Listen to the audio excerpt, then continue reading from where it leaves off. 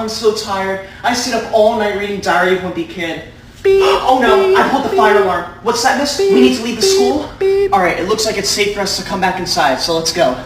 What's that? You think I'm going to get in trouble for this? No, I'm not. It's probably not even that serious. See, I'll prove it. Excuse me, miss? What would happen if a student accidentally pulled the fire alarm? Oh, they would get in serious trouble and the fire department would contact their parents?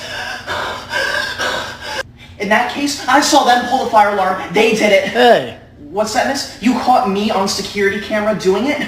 No, I did not pull a fire alarm. That's a lie.